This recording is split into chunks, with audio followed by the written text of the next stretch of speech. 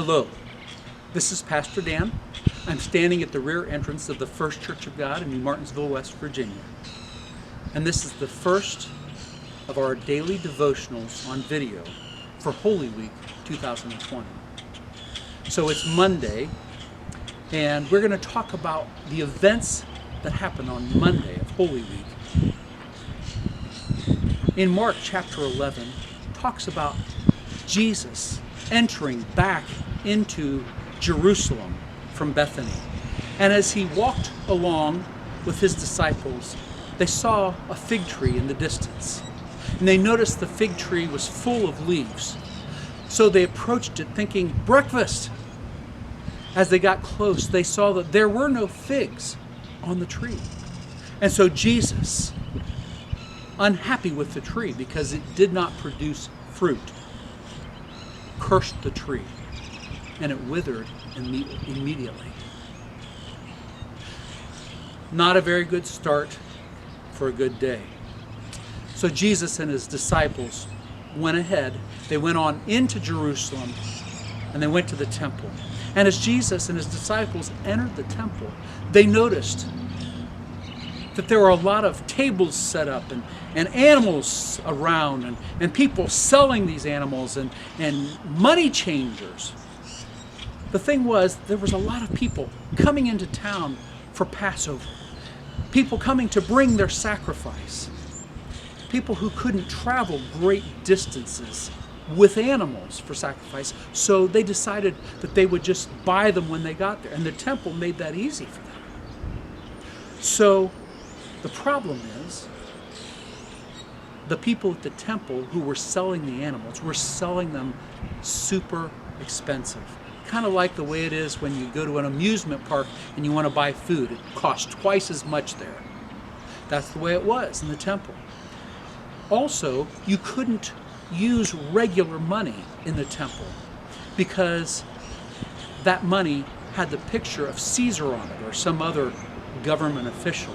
And that was not clean or righteous to be used in God's temple. Well, I can understand that. That was the rules. But there were those who were taking advantage of that. And so when you came and you had your regular Roman currency and you brought it to exchange it for the temple currency, it wasn't an even exchange. They charged too much. Jesus saw all that was happening. He saw how unfair it was for the people to be able to come and worship God in the way that he wanted them to worship. And so as he came in and he saw, he began to turn over the tables of the money changers, to knock over the chairs and knock over the pens and turn all of the animals loose and let the pigeons fly away, because he was unhappy with the way that people had made this a den of robbers instead of a place of worship. Those two events I want to talk to you about today. How does this apply to us? What does this mean? Well, first of all, we need to understand, going back to the fig tree, that the fig tree has fruit on it before it has leaves. So it would have been appropriate for Jesus to think that if it has leaves, it should have fruit. But it didn't. That fig tree was worthless. It was not producing fruit. That's why Jesus cursed it. A fig tree is often used symbolically to represent Israel in the scriptures. Jesus had just arrived at Jerusalem, and he proceeds to cleanse the temple and curse that barren fig tree. The fig tree and the cleansing of the temple both have significance to the spiritual condition of Israel. With his cleansing of the temple and his criticism of the worship that was going on there, Jesus was effectively denouncing Israel's worship of God. With the cursing of the fig tree, he was symbolically denouncing Israel as a nation. And, in a sense, even denouncing unfruitful Christians. That is, people who profess to be Christian but have no evidence of a relationship with Jesus. I want us to think about that today.